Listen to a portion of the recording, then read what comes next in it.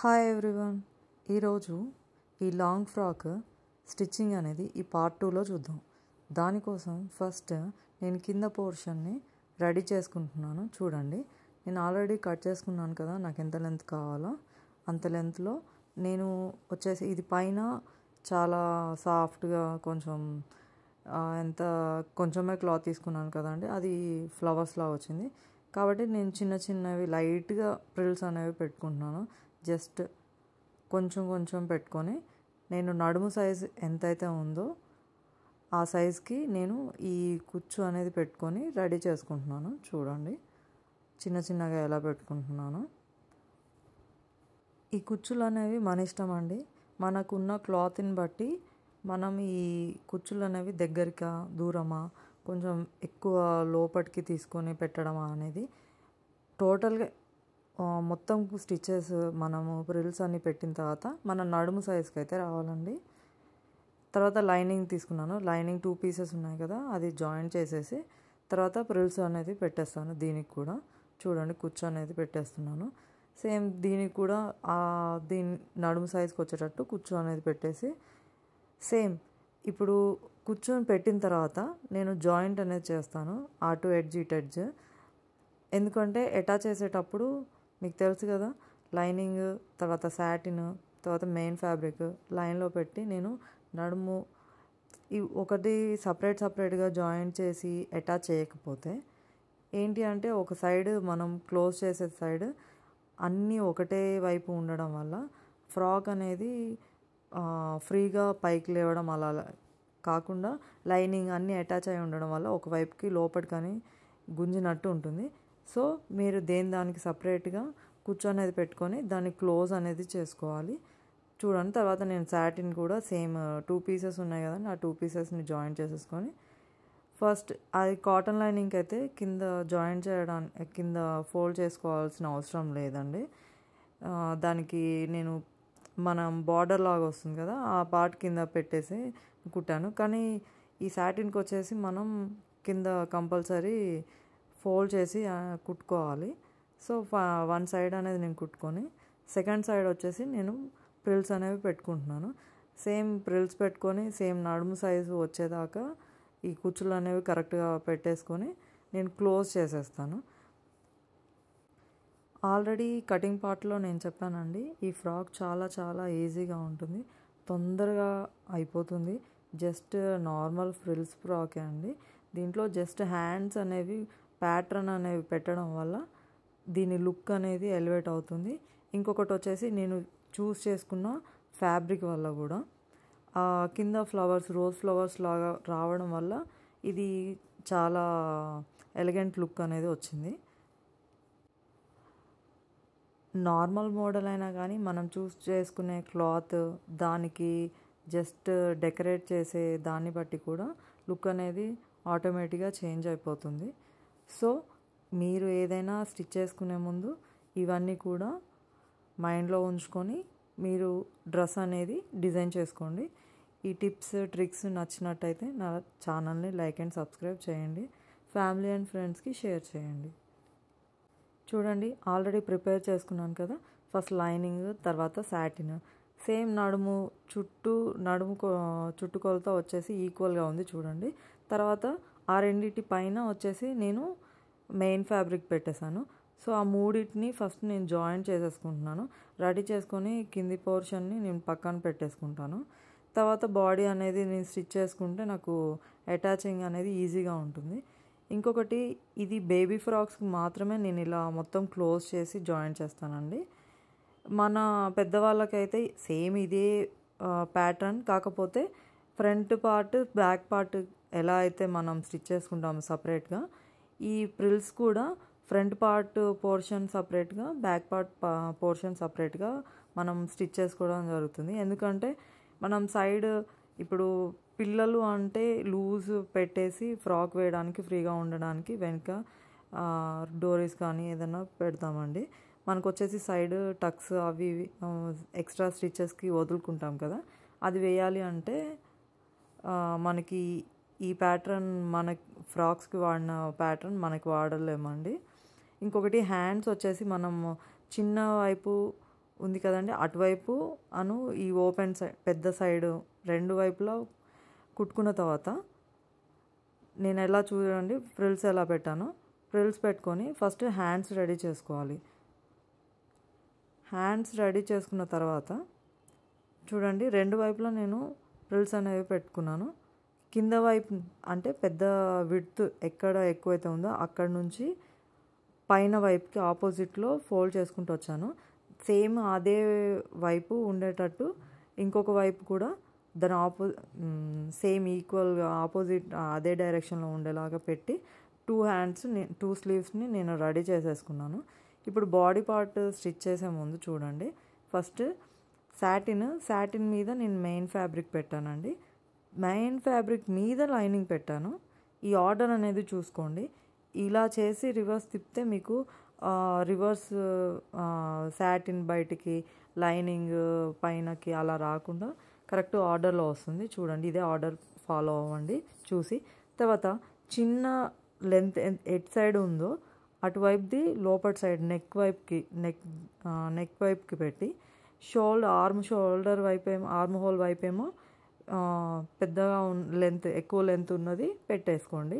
పెట్టుకొని నేను చూపించినట్టుగా మనం ఆల్రెడీ మార్క్ చేసుకున్నాం కదా, మనం నెక్ విడ్త్ అనేది డాట్స్ లాగా పెట్టుకున్నాము ఆల్రెడీ ఇంకొక దానికి, అది మళ్ళీ నేను మార్క్ చేసుకుంటున్నాను.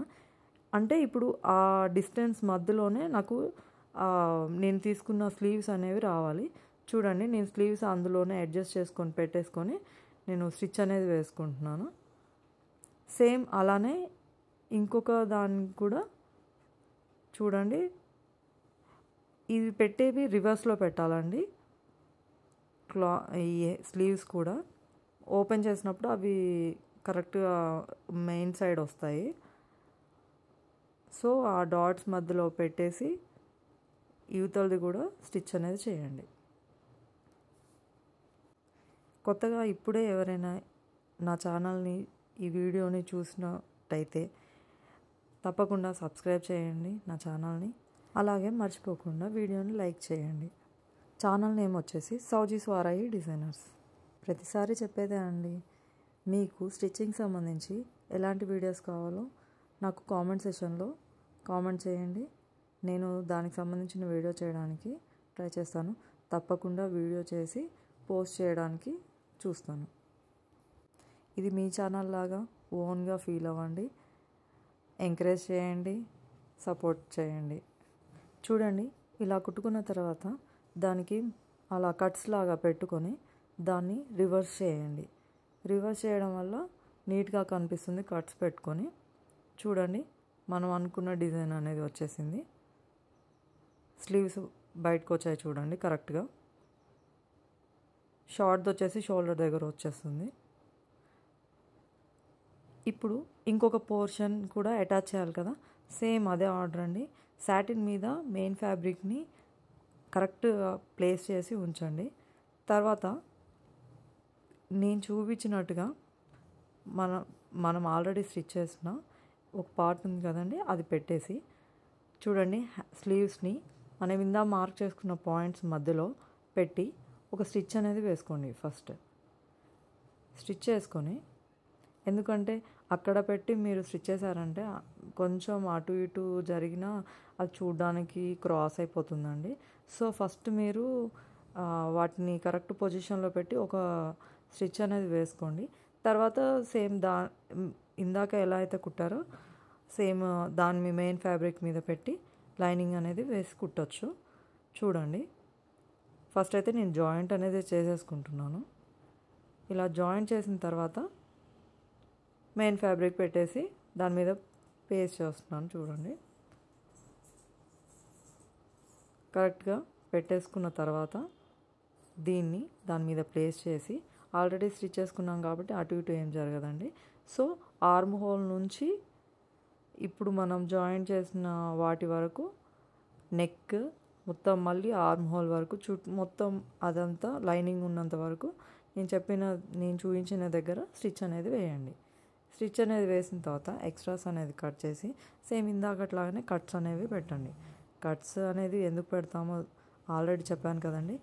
మనం రివర్స్ తిప్పినప్పుడు కర్వ్ షేప్స్లలో వచ్చేసి క్లాత్ ఇలా ముడుచుకుపోయినట్టు గుంజినట్టు రాకుండా నీట్గా స్టిచ్ అనేది షేప్ అనేది కరెక్ట్గా కనిపించడానికి అది చాలా హెల్ప్ఫుల్ అవుతుందండి దీనివల్ల. సో ఫ్రంట్ బ్యాక్ పోర్షన్స్ రెండు కంప్లీట్ అయ్యాయి. కానీ దీంట్లో ఏం చేశానంటే పిల్లలకి కొంచెం కన్వీనియంట్గా ఉంటుంది అని చెప్పేసి నేను బ్యాక్ ఈ మోడల్కి బటన్స్ కానీ జిప్ కానీ అంత మంచిగా అనిపించలేదు నాకు. అందుకని ఏం చేశానంటే లైట్గా ఒక స్లిట్ అనేది పెట్టాను. అది కొంచెం వేయడానికి తీయడానికి కొంచెం ఫ్రీగా ఉంటుందని చెప్పి తర్వాత నేను అది ఎక్స్ట్రా యాడ్ చేయడం జరిగింది. చూడండి, అప్పుడైనా మనము చేసుకోవచ్చు. నేను ఎలా ఆ స్లిట్ అనేది తీసుకుంటున్నాను, మనకి ఎంత లెంత్లో స్లిట్ అనేది కావాలో చూసుకొని దాని వరకు లైన్ అనేది మార్క్ చేసుకున్నాను. ఆ మిడిల్ లైన్కి అటు ఇటు వీ షేప్లో ఒక లైన్ అనేది డ్రా చేశాను. చూడండి, ఆ వీ షేప్ మీద మనం స్టిచ్ అనేది వేసుకోవాలి. స్టిచ్ అనేది వేసుకొని ఆ మధ్యలో సెంటర్ లైన్ ఉంది కదా, మనం వేసుకున్న ఆ కార్నర్ వరకు కట్ చేసుకొని ఈ ఎడ్జెస్ని ఎక్స్ట్రాస్ని కొంచెం కట్ చేసుకుంటే ఆ షార్ప్ ఎడ్జ్ అనేది వస్తుంది. సో రివర్స్ తిప్పినప్పుడు చూడండి షేప్ అనేది వచ్చేస్తుంది.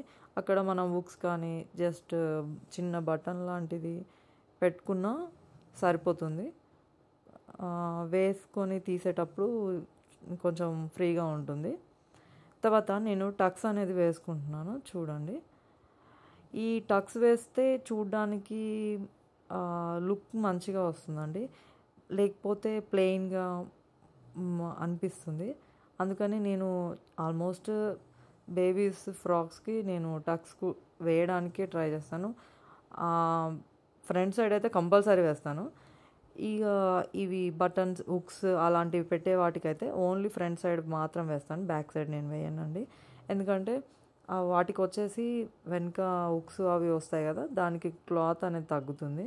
సో అది అందులో అటాచ్ అయిపోయి అంటే ఈ పీస్ ఇప్పుడు మనం ముందు టక్స్ వేస్తాం కదా, ఆ టక్స్ విడ్త్ వచ్చేసి అందులోకి వెళ్ళిపోతుంది హుక్స్లోకి అనేసి నేను వెనుక పెట్టానండి.